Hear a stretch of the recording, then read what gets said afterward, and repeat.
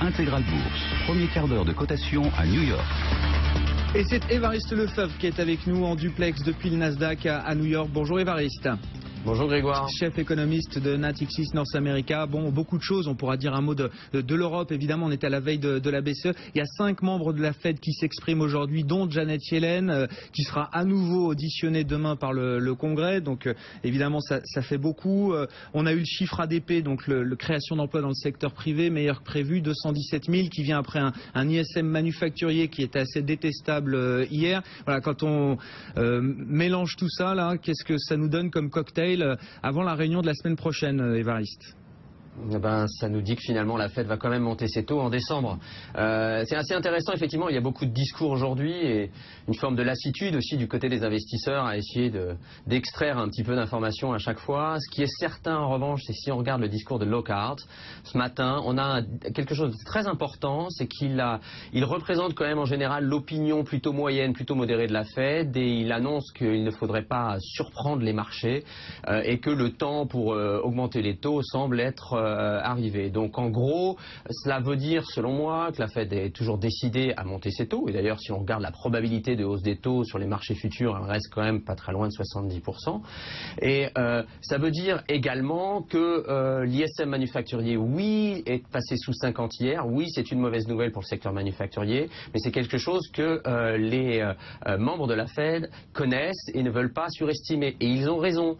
Ils ont raison parce qu'une fois encore, quand le dollar s'apprécie, on a ce qu'on appelle un changement dans la nature de la demande, et effectivement le secteur manufacturier souffre, mais comme vous le voyez, et notamment dans les statistiques publiées ce matin par l'ADP, donc les statistiques d'emploi, du côté des services et du côté de la construction, ça va plutôt bien. Donc on a une économie américaine qui est moins tournée vers l'extérieur, plus tournée vers des marchés internes, construction et services, et ça devrait conforter la Fed, même si elle le fait de toute façon de manière un peu hésitante, mais ça devrait quand même conforter la Fed dans sa volonté de monter les taux dès le 15 décembre prochain.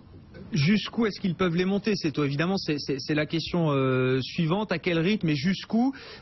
Quel pourrait être le discours là qui accompagnerait ce premier mouvement la semaine prochaine, Évariste?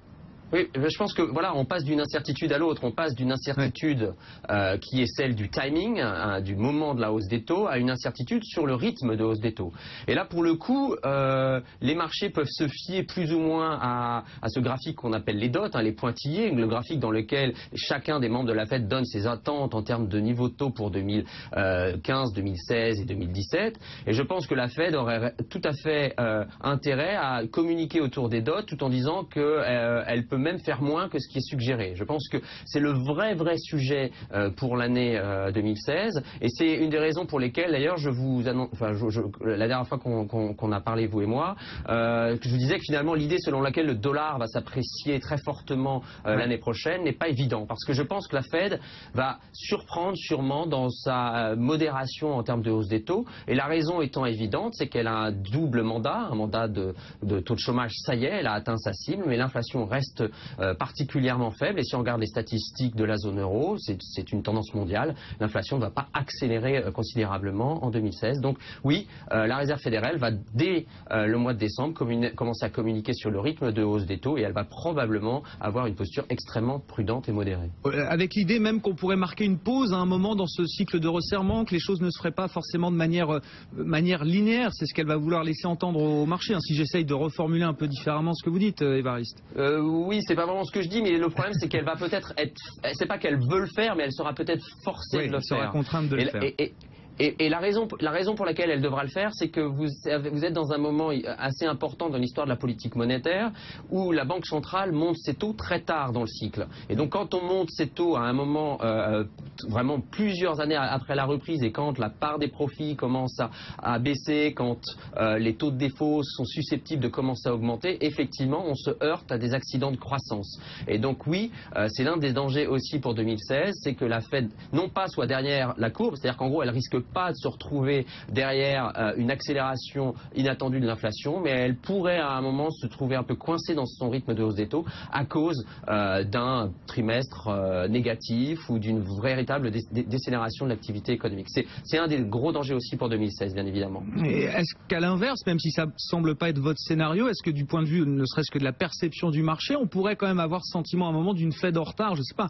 Est-ce qu'on peut avoir quelque chose là aussi qui ne serait pas linéaire du côté de la croissance des salaires, avec une accélération un peu plus brutale que ce qu'on prévoit, des chiffres d'inflation headline en plus qui seraient désormais lissés des effets de base, notamment sur le pétrole? Est-ce qu'il peut y avoir là, des petites parenthèses de panique boursière, presque j'ai envie de dire, autour du rythme de la Fed?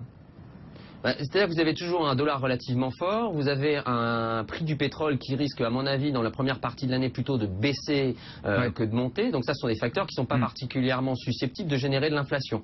Le vrai danger, et vous le soulignez, pour moi, c'est un effet d'optique. C'est de voir une inflation affichée, totale, qui accélère, pour des effets de base. C'est qu'effectivement, après un an, l'effet de la hausse du prix du pétrole ne se verra plus dans les prix, et donc mécaniquement, l'inflation augmentera. Donc ça pourrait effectivement, un peu au même titre que ce qu'on avait vu au printemps 2015 en Europe, quand d'un seul coup la légère hausse du prix du pétrole a fait totalement basculer les marchés obligataires, parce que d'un seul coup on s'est dit en fait finalement Draghi va pas mener à terme son QE. Donc on peut avoir ce genre de petite panique temporaire, mais je pense que en termes d'asymétrie, vous avez quand même un danger qui est assez limité, puisque la vraie inflation, l'inflation salariale, risque d'être particulièrement modérée aux États-Unis. Ça ne veut pas dire que les salaires ne peuvent pas augmenter, et souhaitons-le, espérons qu'ils augmentent, parce que ce sera le garant de l'activité économique l'année prochaine. Mais de là à générer un effet type courbe de Phillips ou type boucle salaire-prix, on en est encore très très loin.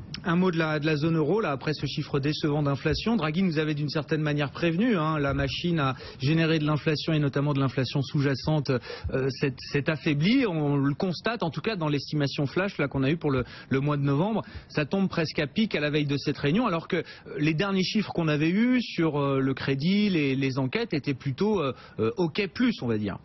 Ah oui, ça tombe plutôt très très bien, parce qu'effectivement, si vous regardez le PMI, l'enquête de la Commission européenne, vous avez véritablement une embellie économique sur la fin de l'année. Donc même si le troisième trimestre sera un petit peu décevant en termes de croissance, on peut s'attendre à un rebond de l'activité sur les derniers mois de l'année. Donc oui, le chiffre d'inflation, et c'est malheureux, vient aider une banque centrale européenne qui s'était un petit peu trop engagée à la va-vite sur finalement une politique monétaire extrêmement accommodante à partir du 3 décembre. Donc, pour la BCE, ça veut dire qu'elle devrait délivrer à peu près ce qui est attendu en termes de QE, c'est-à-dire de programme d'achat d'actifs, une augmentation probablement jusqu'à 80 milliards par mois. J'ai beaucoup de mal avec ça, vous le savez. Avec aussi, chacun ses petits dépôts. Enfin, grosso modo, un peu plus long, probablement une extension entre 3 et 6 mois, et peut-être d'autres actifs concernés. Le problème, ça reste toujours le dépôt. Et c'est d'ailleurs le degré zéro de la politique monétaire aujourd'hui, c'est-à-dire que la BCE se retrouve coincée sur un effet d'annonce parce que le marché anticipe une baisse du taux de dépôt de 20 BP alors qu'elle risque de livrer plutôt moins 10, et donc en dépit d'une embellie économique, elle risque de se lier les mains encore une fois en promettant probablement de faire un peu plus si besoin est. Donc ça reste un petit peu l'inverse de la Fed. La Fed monte ses taux dans un contexte où l'économie ralentit un petit peu. Là, elle est obligée de maintenir son biais accommodant dans un contexte où l'économie est plutôt bien partie. Ça veut dire quoi? Ça veut dire qu'en gros, on peut s'exposer à quelques mauvaises surprises demain. Tout le monde est short euro.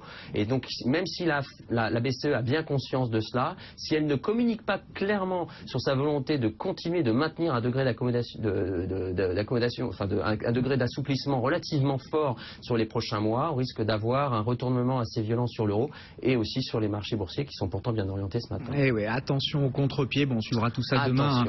Discours de Mario Draghi à partir de 14h30 heure de Paris. Merci beaucoup Évariste Lefebvre, qui était en direct, en duplex depuis le Nasdaq avec nous dans Intégral Bourse, chef économiste de Natixis North America. Et quand on parle de divergence sur les taux, on le voit, on n'a jamais eu un écart aussi important par exemple entre le 2 ans américain et le taux à 2 ans allemand. Le 2 ans américain à 0,95% de rendement, alors que le 2 ans allemand touche de nouveaux records de faiblesse, bien sûr, à moins 0,44% actuellement. L'euro sous pression à nouveau.